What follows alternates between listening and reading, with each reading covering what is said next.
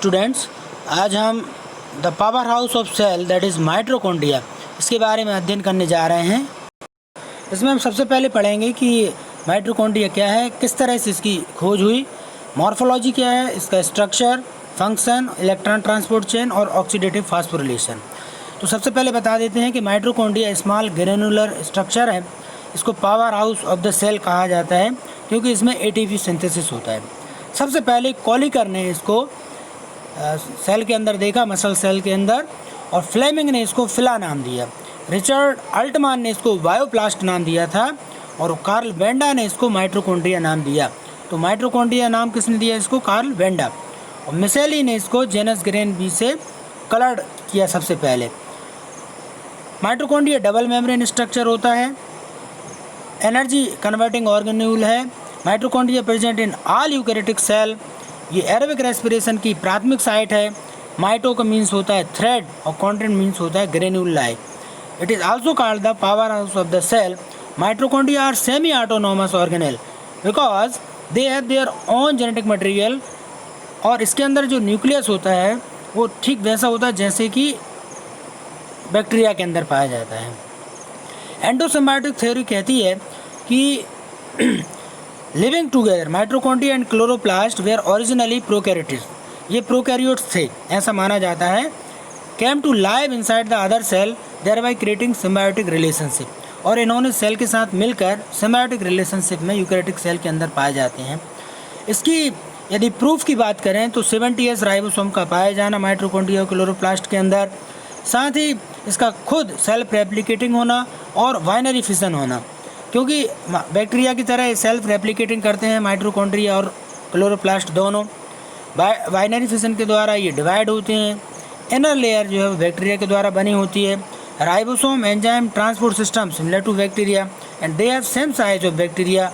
Protein synthesis is inhibited by variety of antibiotics similar to that of bacteria. इनके अंदर भी protein synthesis bacteria के द्वारा रुक जाता है।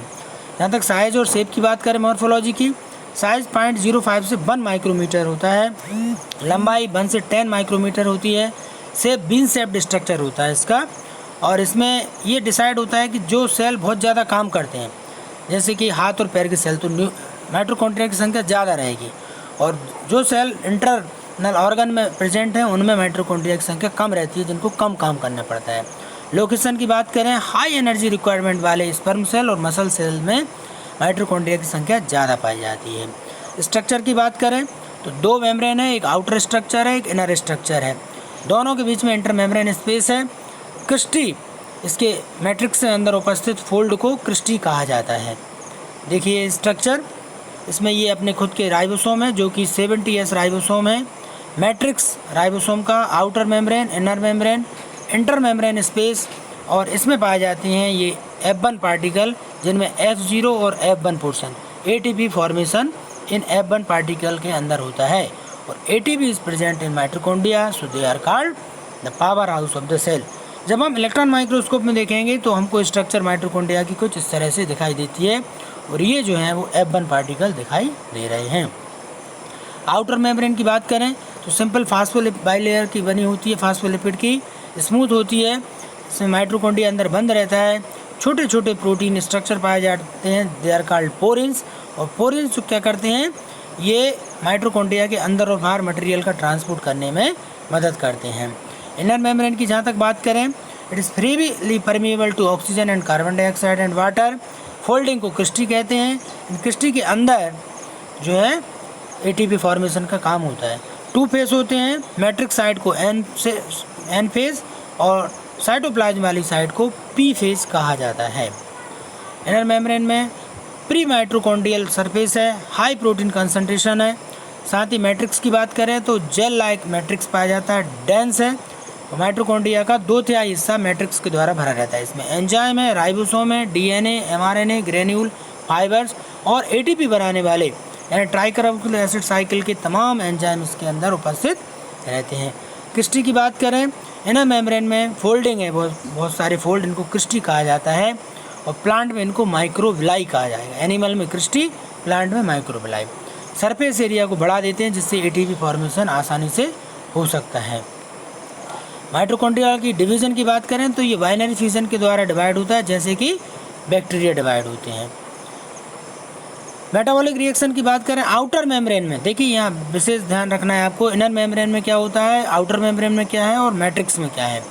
आउटर मेम्ब्रेन में oxidative epinephrine, degradation of tryptophan और एलोंगेशन ऑफ फैटी एसिड, ये काम आउटर मेम्ब्रेन में। इनर मेम्ब्रेन में ऑक्सीडेटिव फास्फोरिलेशन होता है, that means ATP formation in the presence of oxygen.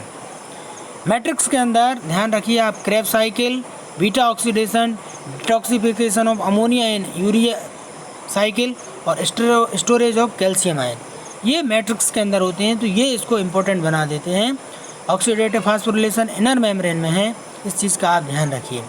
Mitochondrial DNA की बात करें, small double standard covalently close circular molecule है, ये मल्टीपल कॉपीज़ में पाया जाता है और ये माइटोकॉन्ड्रिया को डिवाइड करने में, बाइनरी फ्यूजन करने में मदद करता है।